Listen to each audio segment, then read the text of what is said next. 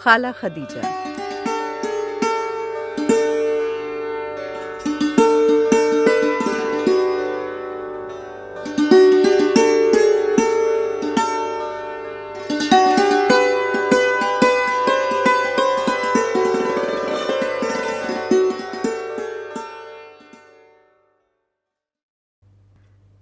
وہ آج پھر اپنا ایک اور محافظ دھرتی کی آن بان کے لیے وقف کر چکی تھی۔ وہ خود ماں تھی، مگر اپنی ماں دھرتی کو اپنے اوپر مقدم رکھتی تھی اور اس ماں کی گود آباد رکھنے کے لیے پرعزم تھی۔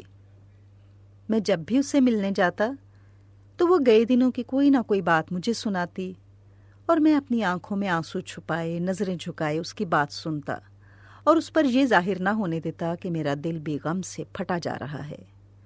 مجھے لگتا کہ اگر میں نے اپنا غم بھی اس پر ظاہر کر دیا تو وہ اور بھی غم زدہ ہو جائے گی۔ خالہ خدیجہ کا گھر میرے گھر سے چند گز کے فاصلے پر ہی تھا۔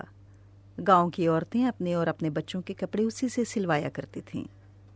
میں جب بھی اس سے ملنے گیا اسے سلائی مشین کے پاس ہی بیٹھا پایا۔ مجھے تو خالہ خدیجہ کے قد بت کا بھی اندازہ نہ تھا، کیونکہ وہ وہاں سے اٹھتی ہی نہ تھی۔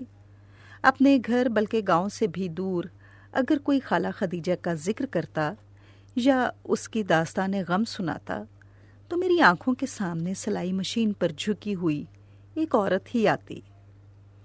میرے پڑوس میں اس کا میکہ تھا اور وہی اس کا گھر تھا۔ وہ اپنے ماں باپ کے گھر میں ہی ایک طرف چھوٹے سے کمرے میں اپنے اکلوتے بیٹے خالد کے ساتھ رہتی تھی۔ خالد ہی وہ واحد امید تھی جس کے بلبوتے پر وہ دوبارہ زندہ ہوئی تھی اور اسی کے سہارے وہ اپنی نیم مردہ روح، غموں سے چور دل و دماغ اور خستہ حال جسم کے ساتھ پاکستان پہنچی تھی۔ یہ واقعہ 47 کا نہیں 72 کا تھا، جب خالہ نہیں 20 برس کی خدیجہ تھی۔ 1971 کی جنگ کے وقت وہ اپنے خاوند کے ہمراہ بنگال میں تھی۔ اس کا خاوند فوج میں حوالدار تھا اور وہ اس کے ساتھ بنگال دیکھنے گئی تھی۔ اس وقت اس کی 3 برس کی بیٹی ہی تھی جسے وہ لوگ پیار سے گڑیا کہتے تھے۔ خالہ خدیجہ بتاتی کہ وہ صرف کہنے کو گڑیا نہ تھی، دکھنے میں بھی بالکل گڑیا تھی، اور پھر ہر ماں باپ کو اپنی بیٹی گڑیا ہی تو لگتی ہے۔ اس کے خاوند نے اسے بنگال اس لیے بلایا تھا کہ ایک تو وہ اسے دریاؤں کی سرزمین بنگال کی سیر کرائے اور دوسرا وہ اپنی گڑیا کو اپنے قریب رکھ سکے، اس سے کھیل سکے۔ اس نوجوان جوڑے کو اپنی گڑیا کے ساتھ رہتے صرف 3 ماہ ہی گزرے تھے کہ سقوط ڈھاٹا کی قیامت بپا ہوئی۔ بھائیوں نے بھائیوں کو کاٹا، یہاں تک کہ مشرقی پاکستان کو مغربی پاکستان سے کاٹ دیا گیا۔ مختلف محاذوں پر پاک بھارت جنگ چھڑی ہوئی تھی اور ہمیشہ کی طرح نقصان عام آدمی کا ہی ہو رہا تھا۔ غیر بنگالیوں کو مارنے کا سلسلہ جاری تھا۔ خالہ خدیجہ کا خاوند ان لوگوں میں شامل تھا جن کے نزدیک ہتھیار پھینکنے کی بجائے کٹ مرنا مقدم تھا، اور وہ اسی راستے پر چلتا ہوا شہید ہو گیا۔ خالہ خدیجہ اپنی بیٹی کے ہمراہ پنجاب جانے والے ایک گروپ کے ساتھ سفر پر روانہ ہو گئی۔ ان لوگوں کا منصوبہ یہ تھا کہ کشتی کے ذریعے کراچی کی طرف روانہ ہوا جائے۔ کشتی کا بندوبست بھی کر لیا گیا، مگر اس وقت بنگالی کے لیے غیر بنگالی اتنا ہی قابل نفرت ہو چکا تھا جتنا اس سے پہلے مغربی پاکستان والوں کے لیے بھوکا بنگالی۔ مانجھی نے کشتی والوں کی بجائے کسی اور سے ہی وفاداری نبھائی۔ وہ اسے چلنے کو کہہ رہے تھے مگر وہ کسی کے انتظار میں تھا، اور کچھ ہی دیر میں وہ لوگ وہاں پہنچ گئے جن کا وہ انتظار کر رہا تھا۔ وہ سب لاٹھیوں، کلہاڑیوں اور خنجروں سے لیس تھے اور تعداد میں کافی زیادہ تھے۔ کشتی والوں نے جب یہ دیکھا تو بھاگ کر جان بچانے کے بجائے مقابلے کو ترجیح دی، اگرچہ وہ غیر مسلح تھے۔ خالہ خدیجہ نے بھاگ کر جان بچائی اور ایک جھاڑی کے پیچھے جا کر چھپ گئی۔ وہ وہاں سے یہ دیکھ سکتی تھی کہ کشتی والوں میں سے اکثر کو قتل کر کے پانی میں پھینکا جا رہا تھا۔ شاید حملہ آوروں نے تمام کشتی والوں کو ہلاک کر دیا تھا اور اب وہ وہاں سے جا چکے تھے۔ خدیجہ کی سمجھ میں اگر کچھ آیا تو یہی آیا کہ اپنی بیٹی جسے 2 دن سے بخار تھا کو یہاں سے لے کر کسی طرف چل پڑے، اور وہ چل پڑی۔ اس کی بیٹی باپ کے متعلق پوچھتی تھی کہ ابا کہاں گئے ہیں، مگر خدیجہ کے پاس اس سوال کا کوئی جواب نہ تھا۔ وہ بس چلے جا رہی تھی۔ راستے کا کچھ پتہ نہ تھا اور نہ منزل کی کوئی خبر۔ ہر طرف ویرانہ یوں پھیلا ہوا تھا جیسے ساری دنیا ویران ہو گئی ہو۔ آبادیاں مٹ چکی ہیں اور یہ بے سہارا ماں اور بیمار بیٹی جیسے دنیا کے آخری انسان ہوں۔ خالہ خدیجہ بیٹی کے معصوم سوال سنتی، کچھ کا جواب دیتی اور باقی پر بس چپ ساتھ لیتی۔ اب تو سورج بھی ان کا ساتھ چھوڑ رہا تھا۔ خوش قسمتی سے ایک چشمہ نظر آیا۔ پانی تو گدلا ہی تھا مگر اس وقت یہی آب حیات تھا۔ خالہ خدیجہ نے ہاتھ کے پلو سے پہلے بیٹی کو اور پھر خود پانی پیا۔ وہ اپنی بیٹی کو لیے ایک طرف بیٹھ گئی۔ آگے سفر مشکل تھا کیونکہ بچی بخار کی وجہ سے چل نہ سکتی تھی اور اسے اٹھا کر چلنا ماں کے بس میں نہ تھا۔ رات پھیل چکی تھی اور ستارے اسی طرح ٹمٹما رہے تھے جیسے خدیجہ کے گاؤں کے اوپر ٹمٹمایا کرتے تھے، مگر گاؤں کی طرح یہاں کوئی اپنا نہ تھا۔ وہ آسمان کی طرف دیکھتی، کبھی تارے گننے کے لیے، کبھی دعا کے لیے اور کبھی پو پھٹنے کے انتظار میں۔ بھوک اور خوف کی حالت میں تو نیند بھی ضدی بچے کی طرح روٹ جاتی ہے۔ صبح ہو چکی تھی۔ خدیجہ کا اپنا حال تو جیسا کیسا تھا، اگلے دن تک بچی کی حالت بگڑ چکی تھی۔ اماں کچھ کھانے کو دو۔ کھانے کو کچھ نہیں، سخت بھوک لگی ہے۔ خدیجہ یہ فریاد سن ہی سکتی تھی، اس کی داد رسی اس کے بس میں نہ تھی۔ اس نے ادھر ادھر بہت نگاہ دوڑائی کہ کچھ کھانے کو میسر آ سکے، مگر ویرانگی کے سوا کچھ نہ تھا۔ اپنی داستان سناتے سناتے خالہ خدیجہ رو پڑی۔ 19-20 برس پہلے لگے زخموں سے شاید ایک بار پھر خون رسنے لگا تھا اور وہ کراہ رہی تھی۔ وہ بہت کچھ سنانا چاہتی تھی مگر اس کی ہمت جواب دے چکی تھی۔ اس نے رودات کو بہت مختصر کر دیا۔ گڑیا نے اس سے سوال کرنا چھوڑ دیے تھے۔ وہ اسے بلانا چاہتی تھی مگر گڑیا شاید روٹھ گئی تھی۔ پھر یہ ناراضی دائمی ناراضی میں تبدیل ہو گئی۔ بخار، بھوک، تھکاوٹ اور خوف کی وجہ سے گڑیا اس کی آنکھوں کے سامنے دم توڑ گئی۔ اس معصوم کی موت پر سوائے اس کی ماں کے نہ تو کوئی رونے والا تھا اور نہ کوئی اس کی ماں کو دلاسا دینے والا۔ اس بد نصیب کی نماز جنازہ پڑھ کر اس کو دفنانے والا بھی کوئی نہ تھا۔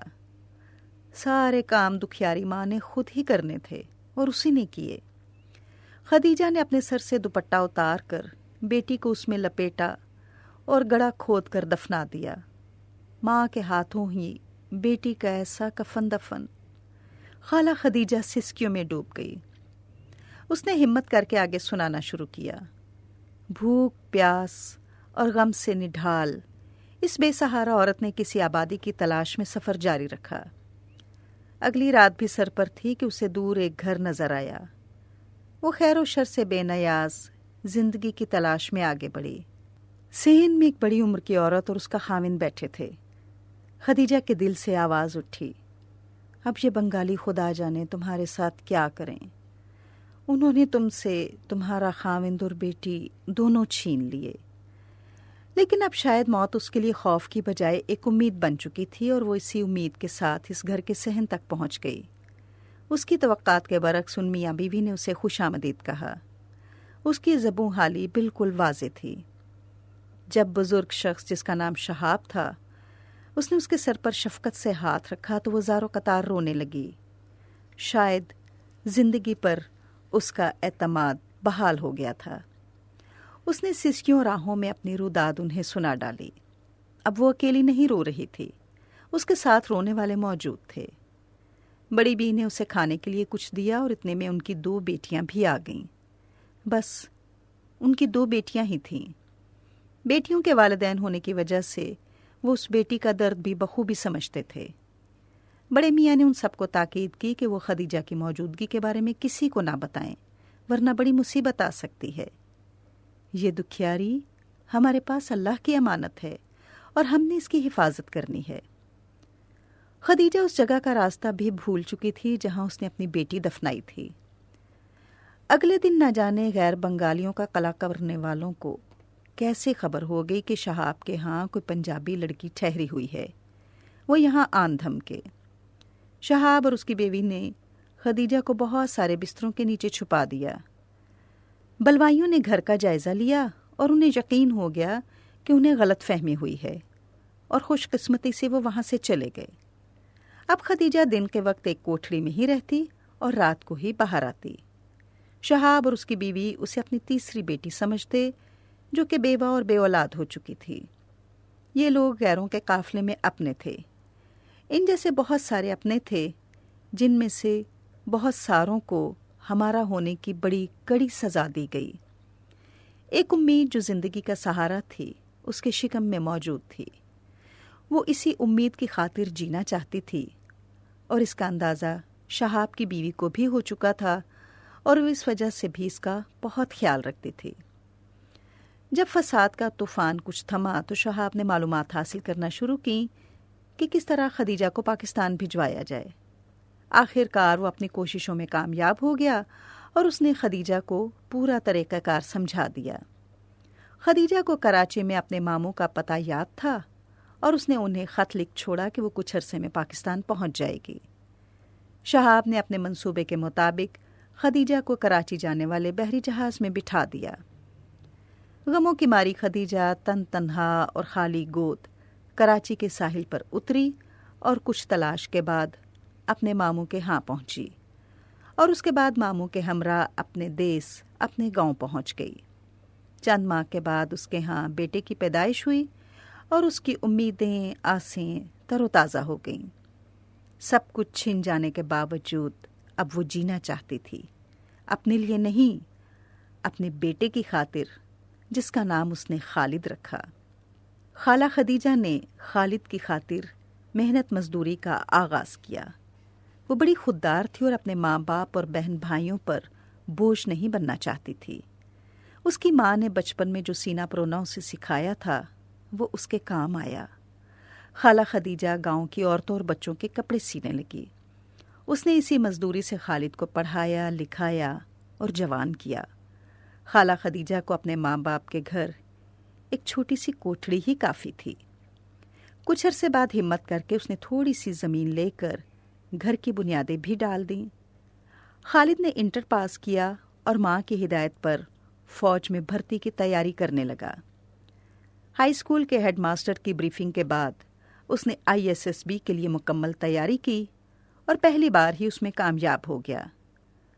مشرقی پاکستان میں شہید ہونے والے حوالدار اور اس کی بیوہ خدیجہ کا بیٹا اس دھرتی کی حرمت کے تحفظ کے لیے کمر کس چکا تھا۔